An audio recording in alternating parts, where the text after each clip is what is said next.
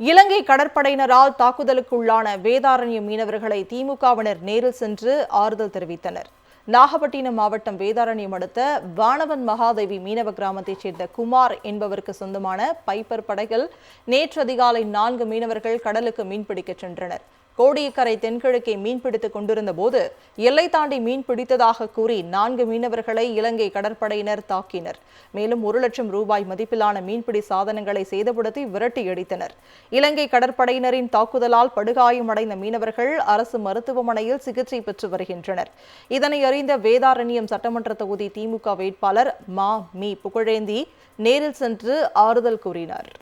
இலங்கை கடற்படையினரால் தாக்குதலுக்குள்ளான வேதாரண்யம் மீனவர்களை திமுகவினர் நேரில் சென்று ஆறுதல் தெரிவித்தனர். நாகப்பட்டினம் மாவட்டம் வேதாரண்யம் அடுத்த வானவன் மகாதேவி மீனவ கிராமத்தைச் சேர்ந்த குமார் என்பவருக்கு சொந்தமான பைப்பர் படகில் நேற்று அதிகாலை 4 மீனவர்கள் கடலுக்கு மீன்பிடிக்கச் சென்றனர். கோடியக்கரை தென்கிழக்கே மீன்பிடித்துக் கொண்டிருந்த போது எல்லை தாண்டி மீன் பிடித்ததாக கூறி 4 மீனவர்களை இலங்கை கடற்படையினர் தாக்கினர். மேலும் 1 லட்சம் ரூபாய் மதிப்பிலான மீன்பிடி சாதனங்களை சேதப்படுத்தி விரட்டி அடித்தனர். இலங்கை கடற்படையினரின் தாக்குதலால் படுகாயமடைந்த மீனவர்கள் அரசு மருத்துவமனையில் சிகிச்சை பெற்று வருகின்றனர். இதனை அறிந்த வேதாரண்யம் சட்டமன்ற தொகுதி திமுக வேட்பாளர் மி. புகழேந்தி நேரில் சென்று ஆறுதல் கூறினார். இலங்கை கடற்படையினரால் தாக்குதலுக்குள்ளான வேதாரண்யம் மீனவர்களை திமுகவினர் நேரில் சென்று ஆறுதல் தெரிவித்தனர்.